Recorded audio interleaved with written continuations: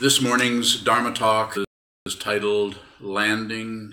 We had 4 of them yesterday, and they were all on the same topic, and that was emotion. And they were all good, very interesting talks, different style and direction. That's something we don't, at this point, we aren't doing on YouTube, so you wouldn't be able to see them unless you want to come here, you can see them.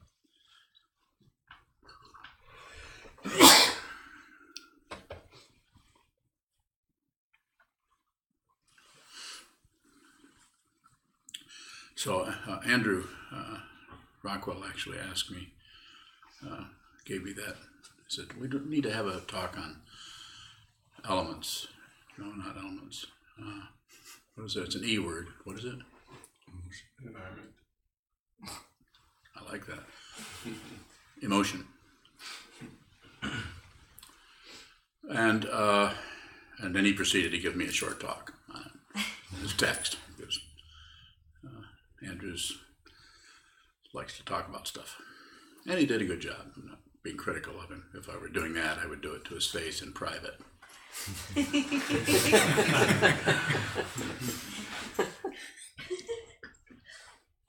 If he gave me permission to do that, of course. I don't teach without permission. So the idea with landing in emotion, we had all kinds of discussions, and everybody did a really good job on that, coming from different points of view. And they only had an hour warning. What do you call the warning? They have to, here's what your talk is going to be. Your talk is for the 2 people in the morning, Kozan and Chezan. Kozan had an hour. Chezan had an hour plus listening to her talk. Isn't that how it went? Yeah. Boy, you helped him out a lot, I think, right? And then 2 more talks in the afternoon. So they were good talks, and that's a difficult, very difficult topic. That's why I wanted them to go first. Makes it easier on me. So emotion is my teacher, as someone quoted Chogyam Trungpa Rinpoche, the Dorje Dradla Mukpo, who was my first teacher. He characterized emotion as high-speed thoughts, moving at a high clip. I've never said this before. But I'm going to say it now. I don't agree with him. He's my teacher, but I don't agree. And what I don't agree with is, I think it stops people from investigating that. They start to say, well, they're high-speed thoughts, so they stop looking at them. And I emphasize awareness much more than I emphasize the forms that hold us together long enough so that we can practice awareness, which is the sitting practice, sitting down, holding still, facing the wall. Watch what moves, because what moves is the very nature of your mind. It's the nature of confusion. It's the nature of awakening, if you understand it. And if you don't understand it, that's because you're standing on it. You can't understand something you're standing on. Humor.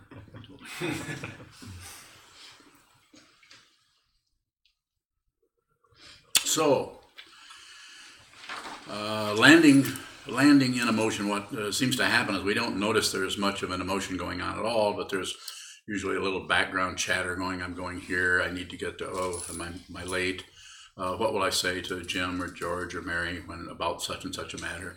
Little snippets of little post-it notes of thoughts that rise. And some of them, they have little hooks, and they'll get hooked into it. And then we actually forget we're driving a car, and we start to go in. But just enough awareness is there to steer and to not run into things. But most of the awareness is sucked down into that vortex that we call fixation. And it is fixation, or the locking down. It doesn't feel like locking down. It feels like we're going here, we're looking at this, we're thinking about that, we're analyzing this, we're evaluating, we're being fair. Little backup comments on anything you're doing, there will be a little backup comment that will validate what you're doing. This is called ego. I don't care whether you're correct or incorrect. Correct and incorrect are beside the point. Correct and incorrect are actually misunderstandings of the nature of being alive in this world and reality. There is no such thing. Correct gets its meaning from incorrect.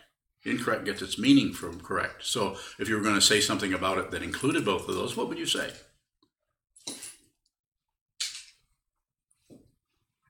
Awareness. Just awareness. You just see the texture and the movement of your emotions, your ideas, your thoughts, your opinions, and those are all... I changed my mind. Those are all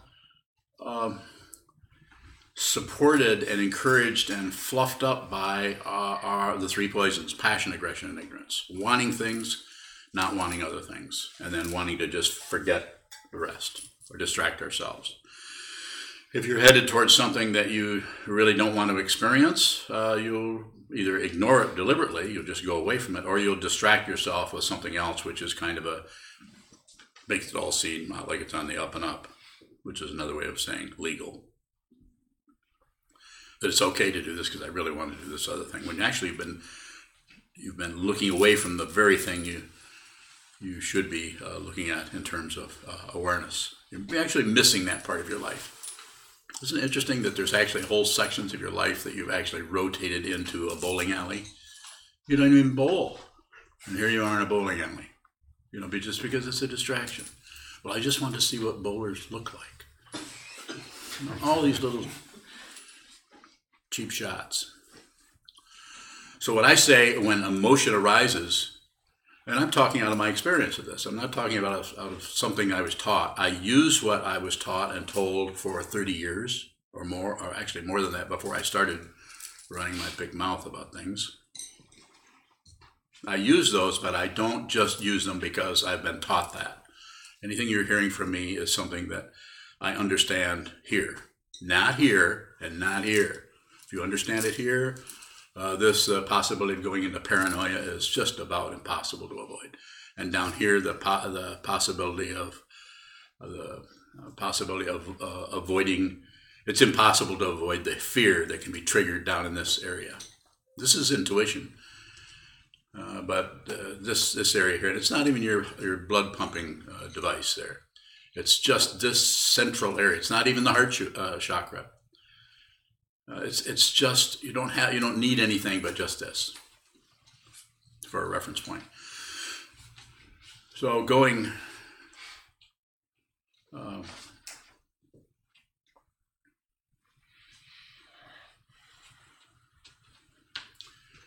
When the emotion comes up, it's triggered by some situation, event. You're in the middle of something, and you're trying to maybe accomplish could be something very mundane, trying to get some dish soap or something to do, and then somebody said they would put it here, and then they didn't put it there. So someone has let you down.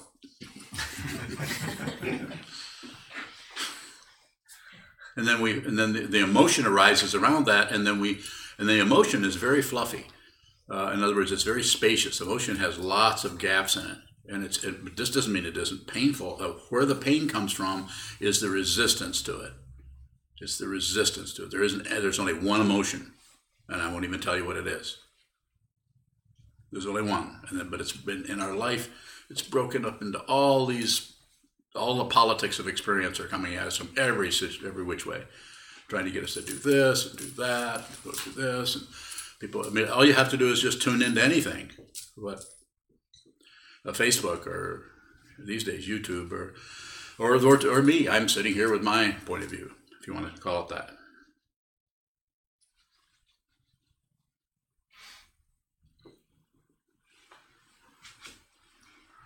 So when I say, the other thing I've said sometimes is don't land anywhere.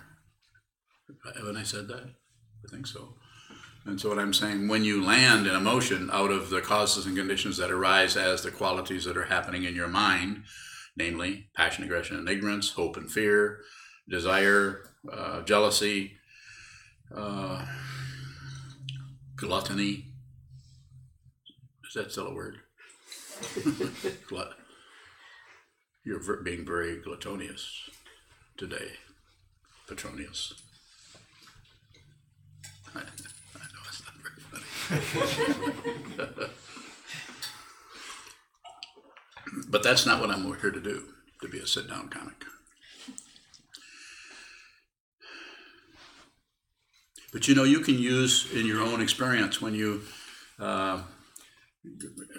Interacting like, in the kitchen, someone's supposed to do something and they didn't, or they're late for something. They said this, and somebody's kind of letting you down. That's an incredible dharma gate for anyone. Just because of what has happened. It's not that the situation should be that way and you should forgive them. I don't even use the word forgiveness. As far as I'm concerned, that's baloney. Until it's not. But don't use forgiveness as a way of getting out of something. Only forgive if you absolutely have no other option.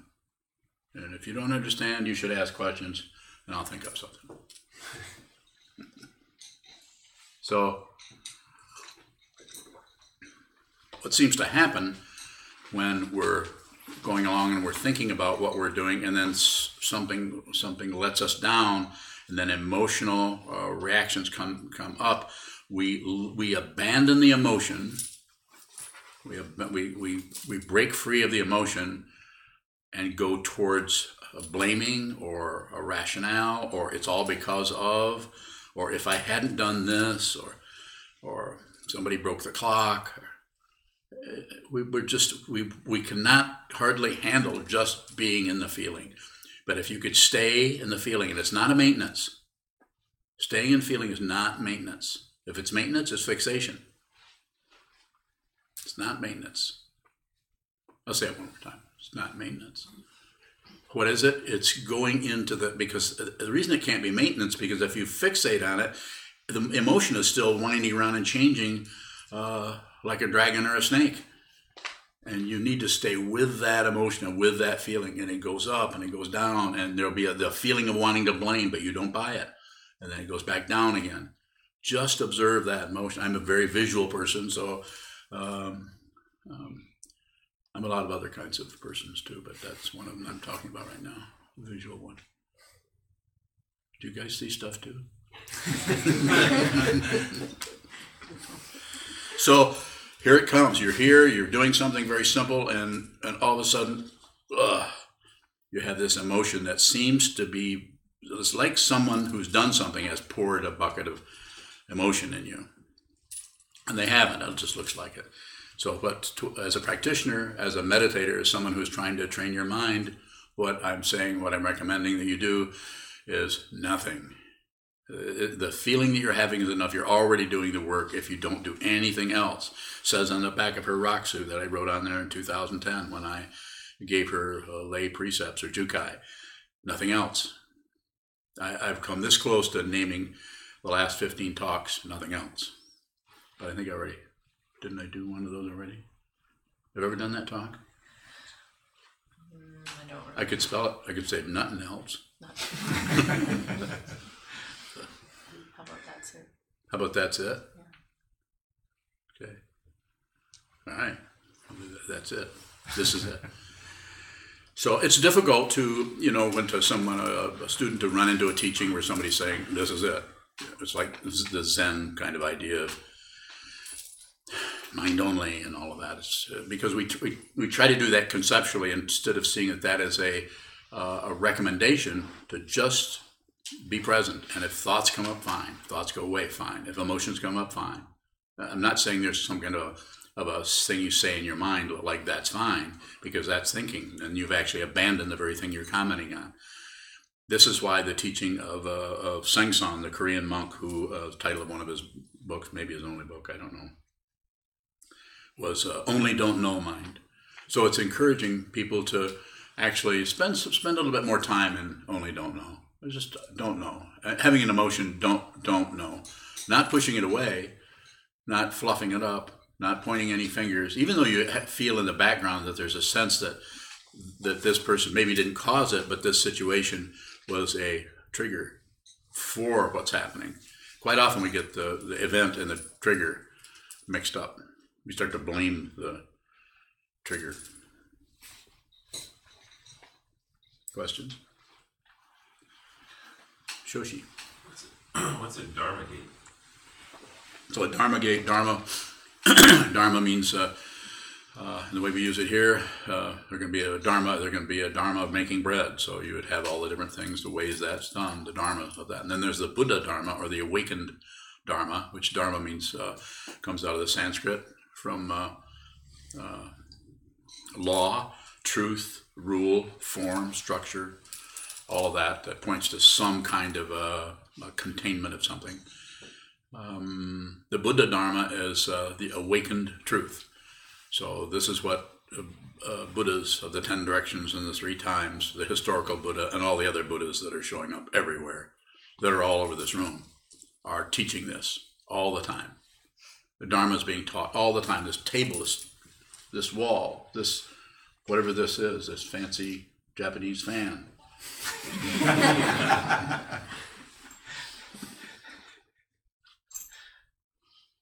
Everything is speaking the truth. Yes, sir. Is that the same as frequency? It's what? Is that the same as frequency? How so? Say more. Say more. Say more. Is it the same as frequency? When you say dharma gate, is that levels to reaching a certain particular frequency? Okay. So I wouldn't say so. I say that I follow what you're saying and it makes some sense, but it's a false path. When I say false, it's not that it's false completely, but it just tends to be circular because you get wound up in comparing your frequency with other frequencies and so on, and you would get confused. But to come back to Shoshi's question, the idea that with the Dharma gate, it is for you personally that it is an opening, a gate that starts to open up right when you're having the emotion of wanting, perhaps you haven't done it yet, but you're wanting to blame somebody. Even they actually did this to you, or something, you're wanting to do it, but you just don't. You just relax. But you don't relax to get out of something. You relax into it, and that way the gate stays open, and the personal self of the skandhas and the personal self of the seventh consciousness that we've talked about so much begins to come apart. And this can be terrifying to ego, and not terrifying like ghosts and goblins or a horror show, but terrifying in that the fundamental understanding that you thought was true, that your platform was on, is starting to come apart. And I'm not kidding you. It's frightening. And you can. But the great thing about it, if you want to call it great, I'm going to call it great, is that you can go in. You can actually back out of that. Some people can. Some people cannot. Some people go in and they go into a labyrinth and they just can't. They're in, it's a ghost world for them. And they just have difficulty. And then they might try to cover that up with medications, drugs, counseling, psychiatrists, meditation, anything to cover that up. This kind of meditation that we do here doesn't cover up much. That's why people don't like it. And that's why sometimes people have just had, on occasion I have just had someone recently say they just don't want to do shikantaza. Another kind of practice works better for them, and they actually have left me as a teacher. And I say good luck to them. They're not doing anything wrong. This is their path. Their path came here, they sit here, and they ask me questions. They relate with me for a while, and then they go somewhere else. We've had other situations where people go back and forth. I don't know what people should do. All I know is if you come this way, I'm going to help you. If you say, I think I'm going to go another way, I'll say, well, stay in touch. I think that's probably what I say. No? I say, get the hell out of here. Never come back again. Don't you see how much I've done for you? That ego did. So, when I say landing in emotion, when you land in the emotion, it is not a reference point because it is constantly changing and in turmoil and changing and getting rough and smooth and rough and smooth. And it looks like there's some kind of promise wrapped up in there, or there's some kind of threat wrapped up in there. Threat and promise are not different. They come, they're neighbors, they're brother and sister. So you're being faced with the raw edges of relative truth minus the commentary, minus the concepts.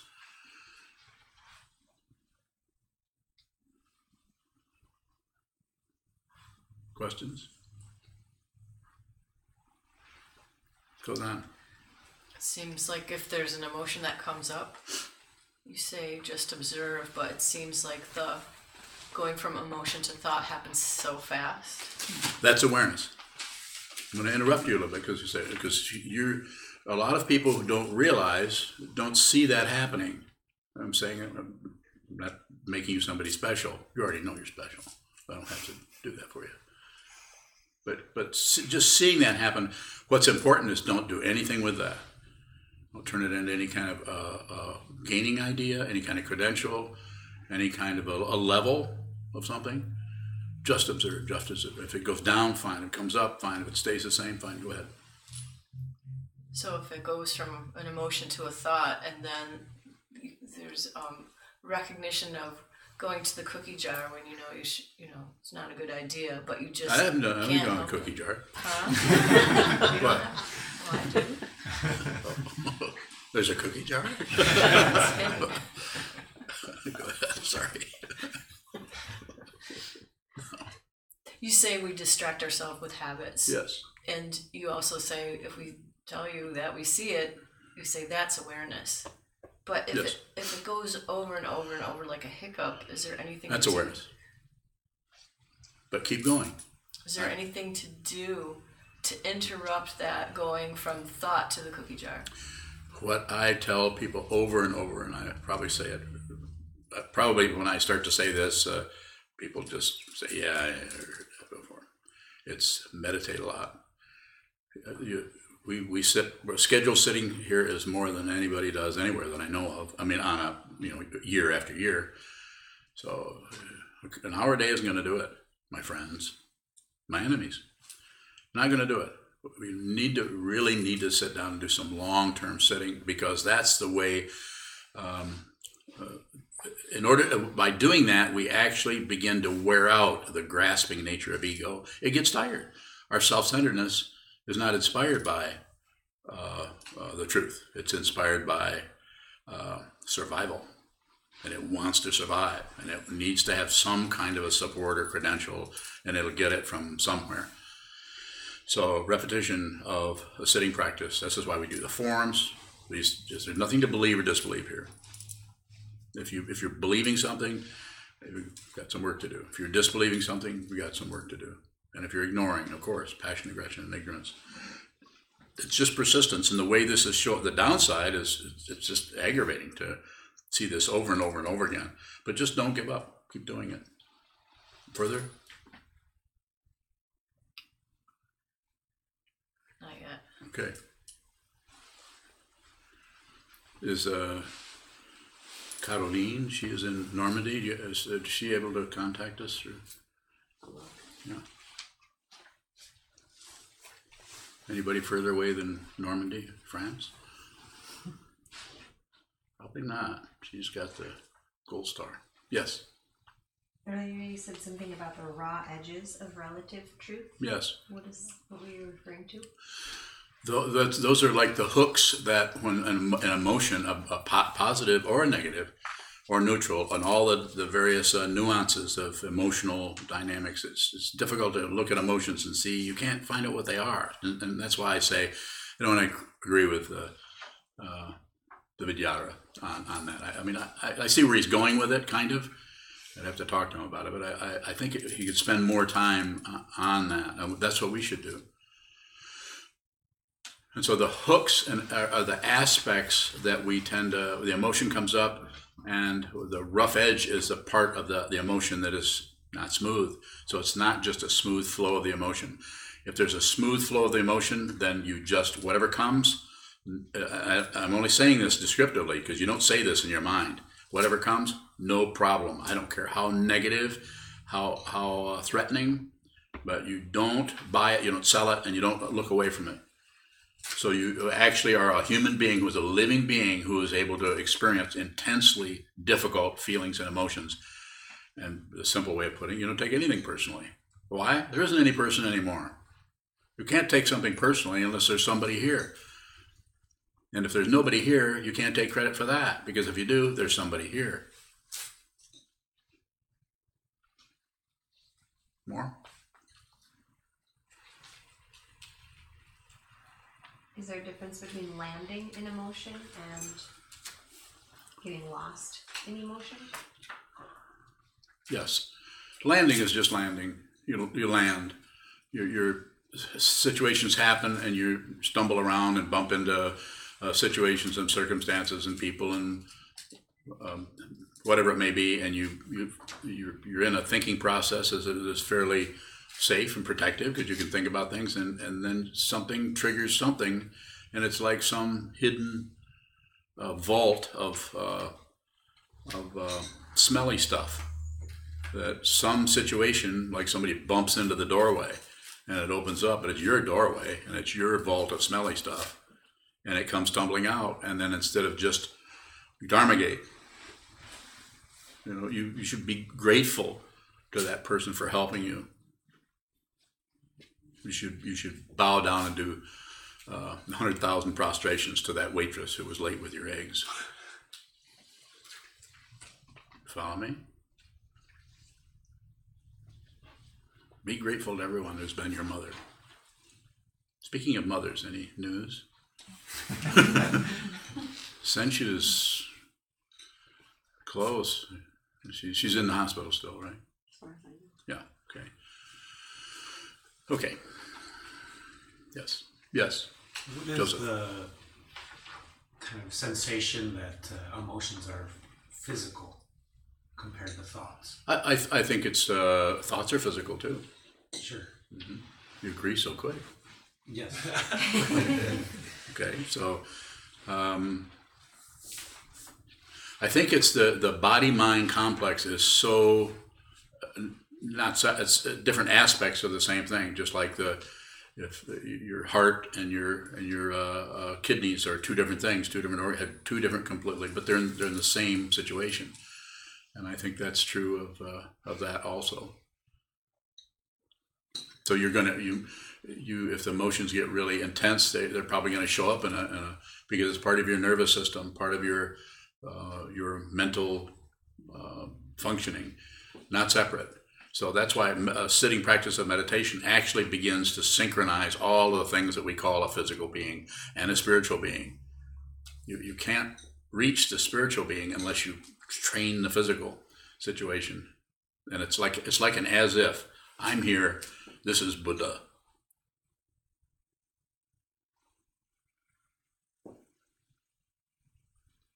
If you don't see that, keep practicing. More? The materialist world wants to say that emotions are purely physically based, and with the pills and the studies, etc.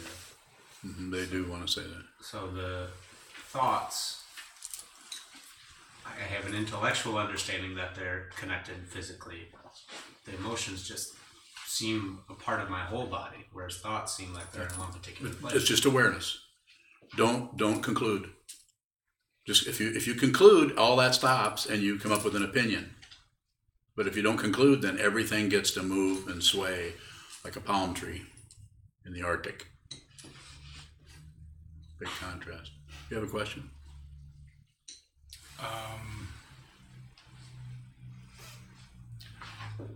It seems like whenever I first started coming here a couple years ago, you used the teaching of high-speed thoughts frequently. I repeated what my teacher said. What's changed?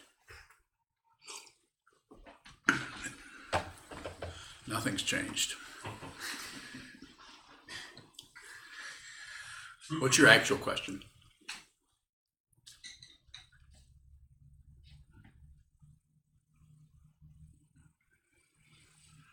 I don't know if this is it, but this is the only thing that's coming up. What's your understanding of that? My understanding, insofar as I understand my understanding, which is suspect, is that he was endeavoring to find a way to address people's differentiation between concepts and emotions without tearing it apart and making them two different things, so that people were able to continue to look at that, and by referring to it or thinking about it as high-speed thoughts, this would allow them to not spend too much time with hammer and tongs and they're trying to fix it. So, but I don't use it because it's. I think we should go more deeply into emotions and not just label them something. Labeling works, and some of the Buddhist tradition is really heavily emphasizes labeling. In the Theravada tradition, there's quite a bit of that labeling feeling anger, feeling this, feeling that, interior kind of commentary on everything. With thinking, my assumption is thinking that you can somehow get control of this and not be a bad guy. No, that's not going to work. Maybe for 3 months, 3 years, maybe 18 years, maybe a whole lifetime, but not through the bardo, not through the transition from this life to the next. You can't, there's no self, so there's nothing to hold it together.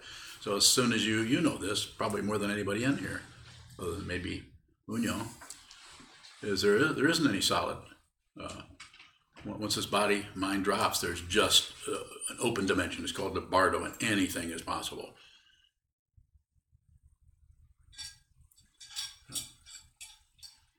Don't leave this realm without training your mind. Yes? Is landing in thoughts any different from landing in emotions? I think there's a difference. I think the emotions have more of a tug to them, and there's more glue there, whereas the thoughts and concepts, we have the illusion that we're free to think what we want, but we know we're not free to emote what we want. What you say? You can't. I think I'll feel this. No, I don't like that anymore. Now I'm going to feel this. Whereas you can actually somewhat have the illusion that you can think about, you can contemplate something. The practices that we do here are very much tied into the structure of the way the mind works by using concepts, using ideas to give us some kind of a tether to the teachings, like the sutras and so on. Yes. Caroline in Brittany, France has a question. She asks, you talked about fear rising out of the gut and also mentioned intuition in this area. Isn't intuition a modality of awareness? Yes. I'm just using this as a metaphor. So I'm just saying that it seems like this area here is not intuition, it's not intuition. It's not a person, it's not a person. It's just on and on and on. You can't, if you move your awareness, just sit here and I'll count to 3. And when I get to, we'll go 1, 2, 3. Here we go. 1, 2, 3. That's the heart.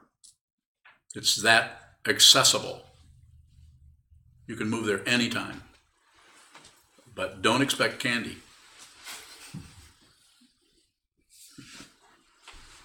I remember when I went into I'll get to your question in a minute. Michael, I went into an abhisheka of the second Karmapakshi that was conducted by His Holiness the 16th Karmapa somewhere in the late 1970s. And I don't know what the year was, but it was back there a ways, and went in, and I'd never been to an abhisheka before, especially a fancy one where the Kagyu Tibetan lineage goes back 1,000 years and is quite exotic in some ways to us in the West. Went in and went through all the rituals, did the washed out my mouth to purify, and went through all the rituals, and they have the little, I can't think of what they call those little pitchers with a peacock feather on the top, and pour water in your hand, and you take it and you spit it into a container, and then you go in and you take your seat, and then His Holiness is up with like the bell and dorje that's up there doing various kinds of mudras and gestures and so on, and then at the end the monks are there, and there's all kinds of, I'm kind of confused by what the whole thing is about, and we come up and he taps you on the head with a dorje, and then with a little card that has a little picture of something on it. I don't know what it's about. We all went through that. There was probably, at that time, maybe 60 or 70 people. But we got done doing that, sat back down, and it was time to leave, and then they came around with a tray of candy for everybody. Wrapped up in little, and I remember thinking, this is crazy. all this stuff, tray of candy, but it was, kind of lightened everything up, and everybody started kind of tittering a little bit, and looking at each other. We're supposed to eat candy. It's supposed to be a holy ceremony.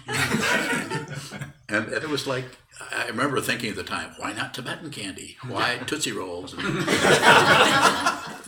Where's the Tibetan candy? So Anyway, that was a long time ago. But that was a powerful abhisheka. I mean, with all that being said, there was something transformative happening in that situation. Somewhat for me, and quite a bit for other people. I think some people got really freaked out in that situation. Mm-hmm. Yes. So when you say you can move to that heart area anytime, heart energy, whatever you call it, but don't expect candy, what should we expect? Don't expect anything. There isn't anyone to expect anything. So we're always riding that kind of consciousness that's looking for something, ego is so interested in its own preservation, it'll settle for failure. I'm terrible. I can't do anything. I'm a loser. I'm not going to get anywhere. I might as well shoot myself. This is the final, the final mudra. Is I'm going to say that I have power. That's kind of what that's about. Maybe not for everyone, but could be, just being so upset that you need to be in control, and so you're going to actually shut off the thing that you thought you turned on. When it doesn't belong to anybody, this doesn't belong to anybody. There's no ownership. That's all arbitrary stuff to help egos continue to exist. Everyone should be, when I say should, I say it with a capital H. Everyone should be helping others. Help others. That's what this Bodhisattva vow is about. That's what Jukai is about. Doesn't mean you can't have some candy. Doesn't mean you can't go to the movies or have sex or have a beer. It doesn't mean you can't function as a living being, but it just means when it comes down to the proverbial wire, try to help people. Don't interfere with them. Don't convert anyone to Buddhism. Buddhism is something, if you're going to be a Buddhist, you aren't going to be able to help it. No propaganda. Propaganda, you're not helping them. You're causing them to go in more circles because it puts their mind stream in a situation of being for, against, or ignoring. If you do nothing with it, then their karma, if they're supposed to come this way, will bring them right through that doorway. And their karma could also take them back out again. Maybe it's just like, okay, this is the right lifetime. Okay, put him in a monastery. Now take her back out. That's all she gets. 3 more lifetimes, then you get to come back and stay. But when you look at that situation, it was actually 3 months that the person was in the monastery, or 3 years. And I'm saying that just as a way of saying that it's such a big picture. We're such tiny little grains of sand. We're so tiny, and the very tininess of it, and the very vastness of it, like I often say, or have said different times, go outside, look down at the ground and look at that. See what that is. Without naming anything, look at that. Now look up and see what that is without naming anything. Just look at the contrast. It's an astonishing situation that you could even look down and look up. Not 2. More. It's time. Time for what? The daily dharma gathering. Okay. Thank you. Thank you. So we'll stand and dedicate the merit in the back of our yellow chant books. And once again, would remind everybody about the donation boxes in the hallway. We always appreciate and thank you for your continued financial support. Anything you can do to help financially supports these teachings. Also, again, a reminder of the all day that is this coming Saturday, the 24th of November. Please join us if you can.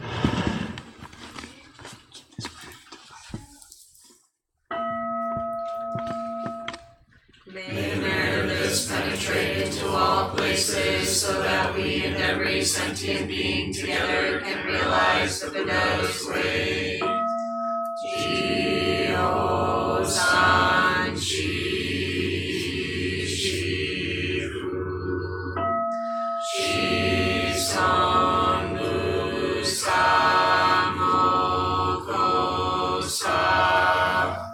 Mo-Ko-Ja-O-Ro-Mi.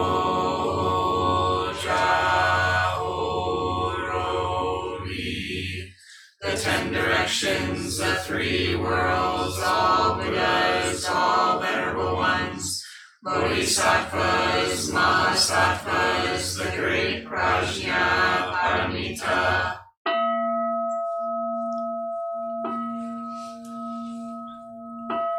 O Buddhas and Bodhisattvas of the 10 directions and the 3 times, please hear us.